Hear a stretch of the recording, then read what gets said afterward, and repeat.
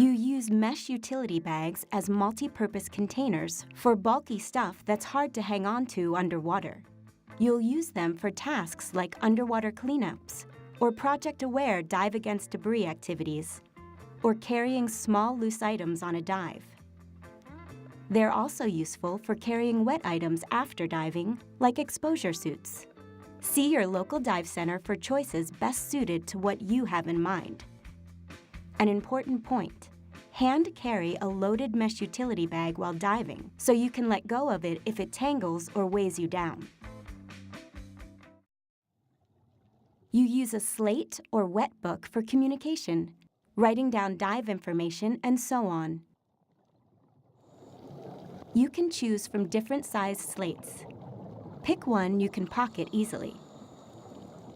Wet books use waterproof paper and offer more room for writing. Most are about this size, and because they flex, fit comfortably in exposure suit thigh pockets. When you night dive in the Advanced Open Water Diver course, you obviously need a dive light, but many divers find one useful during the day. Larger lights are more powerful and have longer burn times, though technology advances have made even the larger lights more compact. Ask your dive professional for assistance in choosing different battery, power, and size options. After choosing a light, you'll want a clip so you can attach it to your BCD, and a wrist lanyard so you don't lose it in use. You will start your dive log as part of your training. Many divers like the time-proven PADI dive log, but there are many other sizes and styles of dive logs to choose from. Also, you can go with an online, tablet, or PC e-log. Many dive computers download to programs like these, making logging convenient. Your dive log provides an experience record you'll use for continuing your education, and it's a good place to record emergency information, dive buddy phone numbers and email addresses, equipment serial numbers, and so on. For each dive, you want to record the date, dive site, depth, duration, buddy name or names, and usually your objective, and some notes or a description of anything significant that happened.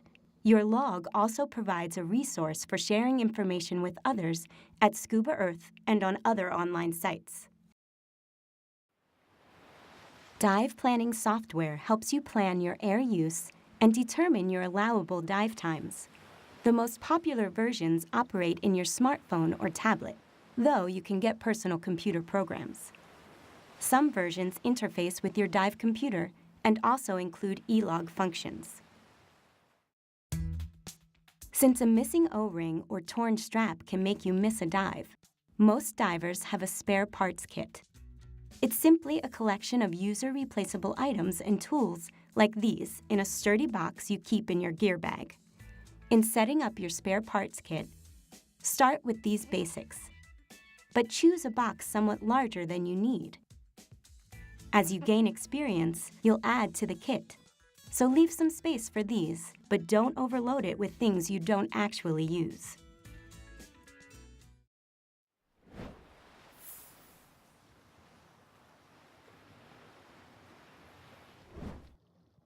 You dive relaxed, but like any sport, diving can be physically strenuous, such as when walking in your gear, swimming in a current, or when responding to an emergency.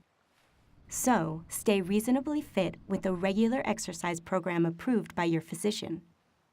Eat well, get adequate rest, and keep immunizations current. It's also a good idea to have a physical examination regularly. Like any physical activity, diver stresses put demands on your heart and cardiovascular system. This can happen lifting and carrying gear due to heat stress from wearing exposure suits in the sun, and so on. These factors can cause heart attacks in predisposed individuals, and they can be issues for other cardiovascular conditions. If you have or may have increased cardiovascular risk, be sure to discuss it with your physician. Never use alcohol or tobacco prior to diving. If you drink, use moderation the night before diving. Some drugs can create problems while diving, so be cautious and consult your physician if you're unsure whether you can use a particular drug. You want to be in good physical health when diving. If you feel ill, cancel the dive. Dive again when you're well, and as you've already learned, don't use medications to eliminate symptoms and dive while you're sick. Diving is supposed to be fun, and you enjoy it by diving when healthy. Like in any activity, you keep your dive skills and knowledge sharp by using them and by diving regularly. If you can't get to open water, practice in a pool with a buddy. Staying up to date includes interacting with other divers and online communities like Scuba Earth because it helps you keep up with current trends and practices. If you go more than 6 months without diving, see your PADI instructor about refreshing your knowledge and skills in the Scuba Review program. Continuing your diver education is a great way to stay sharp because you use existing skills while developing new ones. You can do this in the PADI Advanced Open Water Diver course, specialty diver courses, and other programs that expand your experience and qualifications. Most recreational diving uses air as a breathing gas. Air is actually a mix of gases. Practically speaking, it is 21% oxygen and 79% nitrogen. We'll look at 4 issues that relate to breathing air underwater: oxygen toxicity, contaminated air, decompression sickness, and gas narcosis. We'll look at oxygen toxicity, contaminated air, and decompression sickness in this section, and gas narcosis later in Section 5. Although we need oxygen to live, under pressure, oxygen becomes toxic. It also has fire and combustion issues with equipment. When using air within recreational depth limits, though, neither of these are significant issues. Enriched air nitrox, however, is air enriched with oxygen, so it has a lower nitrogen proportion and a higher oxygen proportion. This has advantages compared to using regular air, but oxygen toxicity and equipment concerns can be issues with enriched air nitrox. You can learn to handle these issues in the PADI Enriched Air Diver course. But until you're certified as an enriched air diver, don't use a cylinder labeled as an enriched air cylinder. Contaminated air is air with impurities in it. It's very rare in diving. Contaminated air may smell or taste bad, but not necessarily. Signs and symptoms of contaminated air include headache, nausea, dizziness, unresponsiveness, and cherry red lips or nail beds. Never dive with air that smells or tastes bad, and end the dive immediately if you start feeling ill. Have a diver who may have breathed contaminated air breathe fresh air and provide oxygen if available. Contact emergency medical care. Avoid contaminated air by getting your cylinder filled only by reputable professional scuba centers. These operators use specialized breathing air compressors and filters and know the value of regular air testing. You've learned that you have time limits underwater beyond how long your air lasts or how long you stay warm. One of these comes from nitrogen. During a dive, increased pressure causes nitrogen to dissolve from your air into your body tissues. The greater the pressure, that is, the deeper you are, and the longer you're down, the more nitrogen dissolves into your body. Your body doesn't use nitrogen, so when you ascend and the pressure drops, this excess nitrogen dissolves back out of your body tissues. If the extra nitrogen isn't excessive, this happens harmlessly. Your dive computer, or tables like the RDP table or ERDPML, helps you keep excess nitrogen within accepted limits. More about this shortly. If there's too much dissolved nitrogen, however, when you ascend, it may come out of solution faster than your body can eliminate it. Bubbles can form in body tissues, causing decompression sickness, which is a serious medical condition, sometimes called the bends or DCS.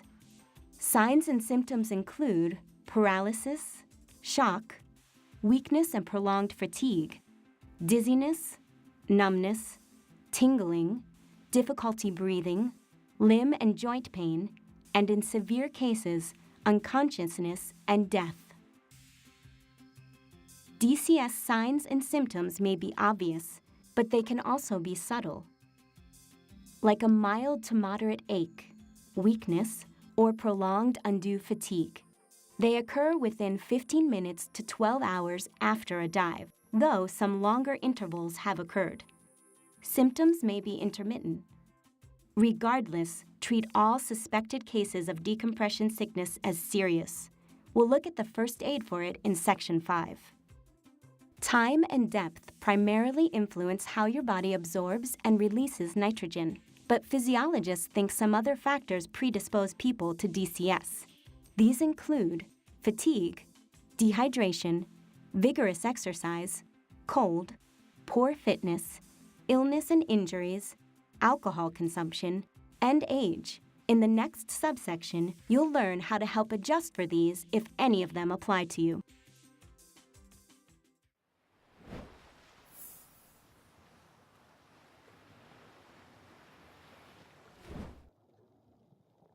To keep the risk of decompression sickness very low, we need to keep excess nitrogen levels within accepted limits.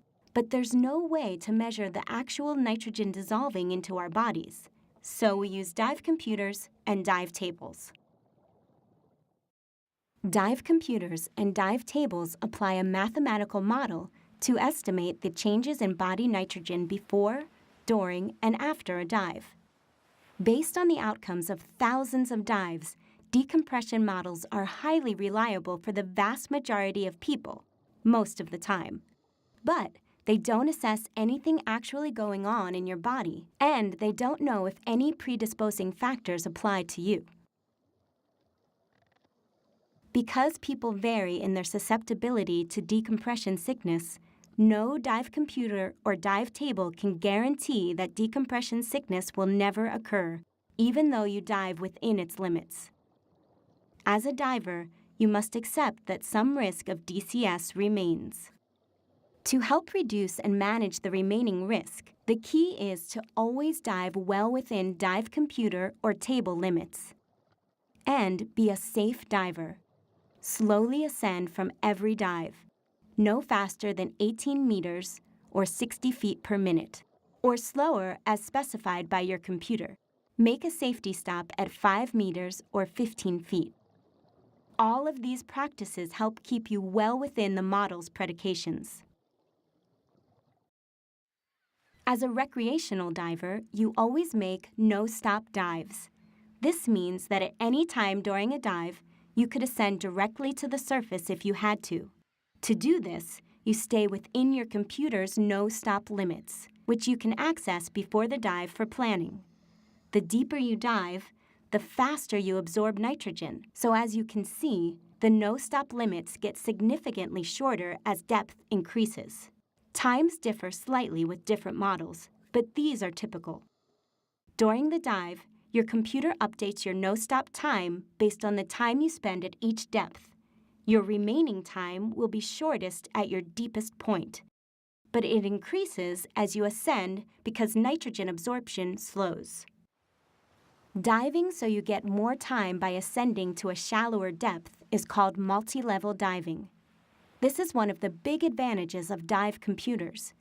Tables base your time limit on your deepest depth, even if you don't stay that deep the whole dive, which is often not the case. Note that the exception to this is the ERDP-ML, which lets you plan multi-level dives. Let's look at how your limits might change during a typical dive.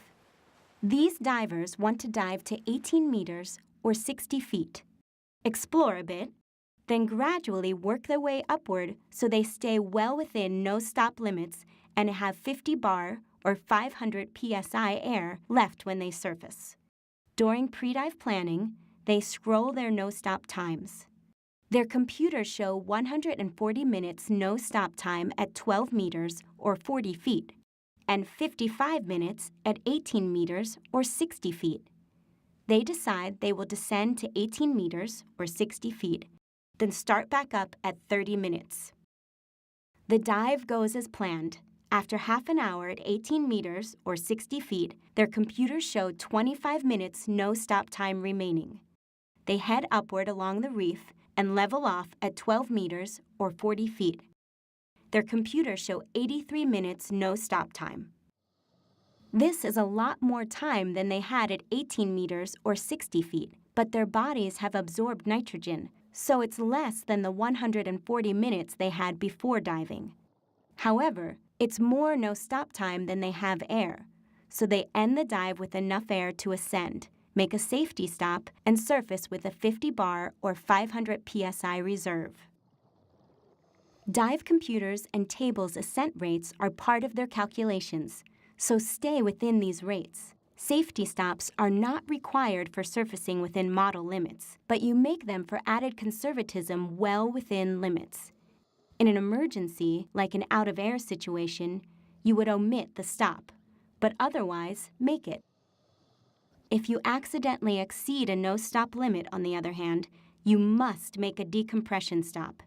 In this case, you need the stop to release excess nitrogen before surfacing. Without the stop, you would exceed model limits and have an unacceptable decompression sickness risk. You'll learn more about emergency decompression stops in Section 5. After a dive, your no-stop times are shorter than before the dive. This is because your body still has excess nitrogen from the previous dive. We call the nitrogen from a previous dive residual nitrogen, and a dive made while you still have residual nitrogen a repetitive dive. When you make a repetitive dive, your no-stop limits are shorter because you already have nitrogen in your body. Your computer must account for this residual nitrogen as well as what dissolves into your body on the repetitive dive. You have to wait several hours without diving, usually 12 or more, before body nitrogen levels return to normal. After that, a dive isn't considered a repetitive dive. Although you still have nitrogen in your body after a dive, during a surface interval between dives, the nitrogen levels decline. As a result, the longer the surface interval, the more no-stop time you have on a repetitive dive. Your computer calculates your theoretical nitrogen levels continuously, so it is important that you use the same computer for all dives throughout the day. It remembers your residual nitrogen, so don't share or trade computers, and don't turn it off. Most models won't let you anyway.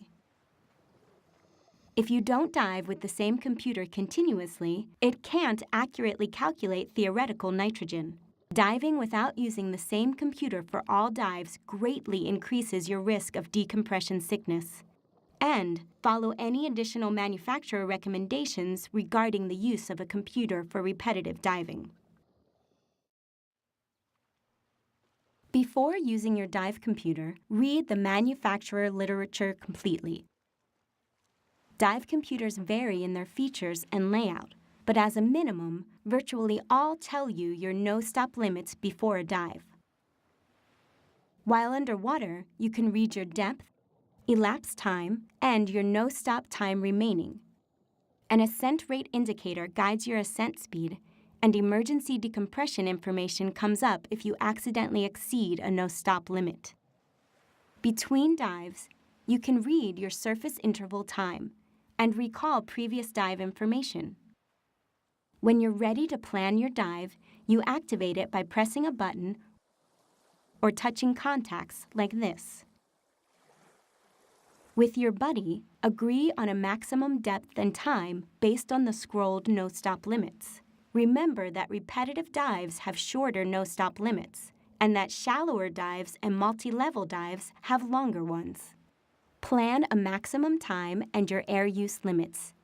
You often have far more no-stop time than your air will last.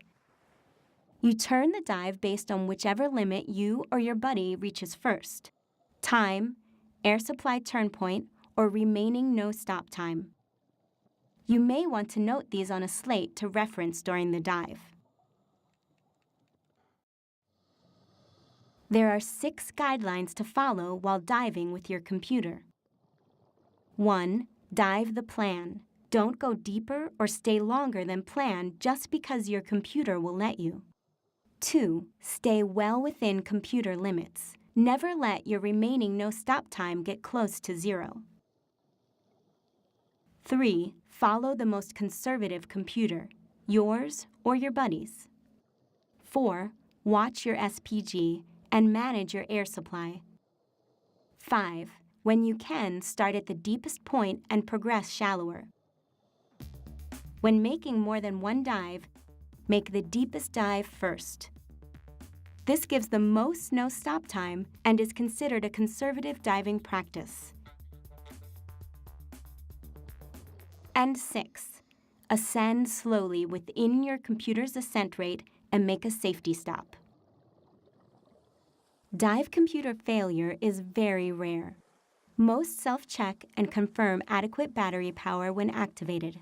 If one fails during a dive, however, you have 2 options. The first is to ascend, make a safety stop, and end the dive.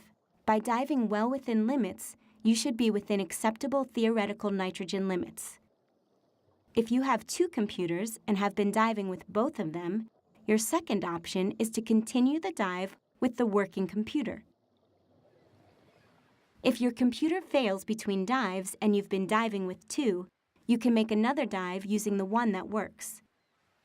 If you've been diving with one computer and it fails, you may be able to continue diving by using your time and depth information with dive tables, a depth gauge, and timer. Otherwise, you need to wait 12 hours before diving again with a working computer.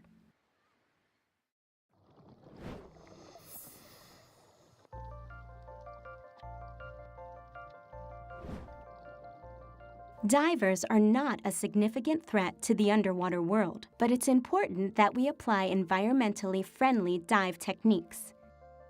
Diver damage is inconsiderate.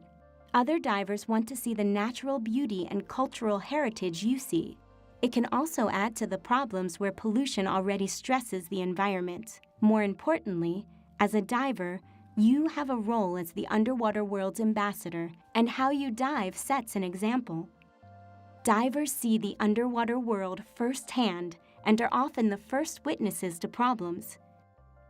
How you dive is part of your credibility when you explain what you see and add your voice to initiatives that inform the public and protect the underwater world. You can also take direct actions, such as participating in cleanups, removing invasive species, or collecting data for scientists. To learn more about how you can apply your role as a diver to preserving the underwater world, see your PADI Resort or Dive Center and visit projectaware.org.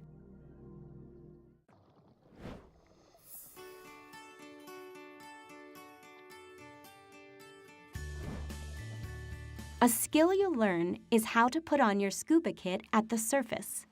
This is a common part of small boat entries, but you may do this from almost any size vessel, from docks and other situations. With your equipment fully assembled, go through your pre-dive safety check, even though you're not wearing it. Make sure it will float. You may need to put your weights in after you get into it. If you're not using a weight-integrated BCD, you'll put your weights on after you have your dive kit on. Don't enter the water without a BCD while wearing your scuba weight system. When ready, put your gear in the water, on a line if you won't get in right away, or your buddy can hand it to you after you enter. Enter using a suitable technique, like the controlled seated entry. For this entry, sit like this and put both hands on the deck, like this. Pivot onto your hands and lower yourself in, like this. Now, unbuckle the waistband, hold your kit upright and slip into it. It may help to have just enough air in the BCD so it barely floats.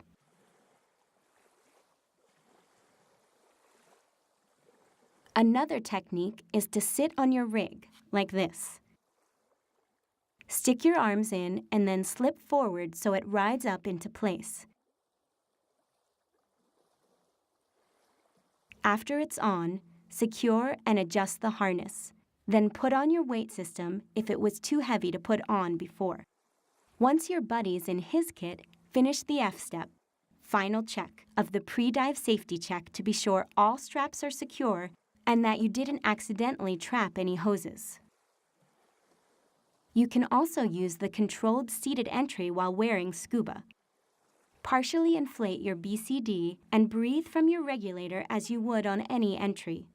Be sure the bottom of your cylinder has cleared the platform edge before you lower yourself into the water. You may have to help a buddy who's tired or who has a cramp or other problem that makes swimming difficult. First, be sure you're both buoyant. Use the cylinder valve toe for short distance tows, like this. For longer distances, the tired diver push lets you see where you're going. Put the diver's feet on your shoulders and your hands on his knees, like this, and swim at a slow, steady pace. This skill combines your neutral buoyancy skill with descending, swimming and ascending just as you will in open water. You'll pretend that the bottom, or an area, is fragile, like coral, and avoid contact with it. When ready, make a 5-point descent with your buddy using a line or other references as a visual reference only. Control your descent by controlling your buoyancy so that you stop and achieve neutral buoyancy about 1 to 1.2 meters or 3 to 4 feet above the bottom. Then, control your buoyancy and swim without touching the bottom. Control your movements, not just your buoyancy. Learn to only make contact with something when you intend to. Return to the reference line and make a 5-point ascent using it as a visual reference only, again without touching the bottom. If you lost your mask and couldn't recover it, you'd have to end the dive without it. The no-mask swim lets you practice this. Remove your mask and make buddy contact. Keep your eyes open if you can, but close them if you're wearing contacts. Swim at least 15 meters or 50 feet, equalizing your ears and controlling your buoyancy with your buddy assisting. Concentrate on breathing through your mouth. If you get a little water in your nose, exhale through it. After completing the swim, replace and clear your mask. In Section 3, you learn that you can breathe from a free-flowing regulator. To simulate a free flow, you or your instructor will depress the purge button. Remember to hold the mouthpiece against your lips, like this. Don't seal your mouth on it, but you can insert one side if it helps. Let the excess air escape as you sip the air you need from the flow.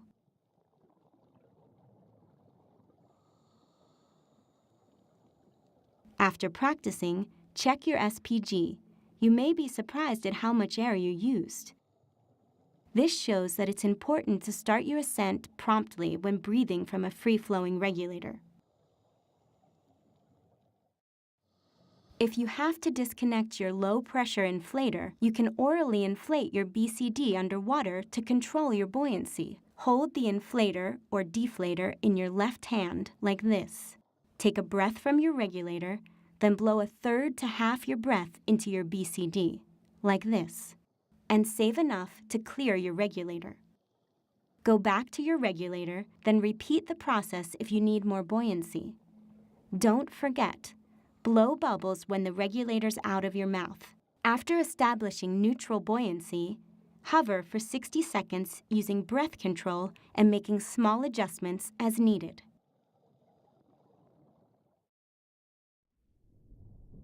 Skin diving, breath hold diving without scuba, lets you scout an area or explore shallow water without wasting scuba air. You can also skin dive where scuba diving isn't available. Proper breathing helps you hold your breath longer. Relax and breathe from your diaphragm.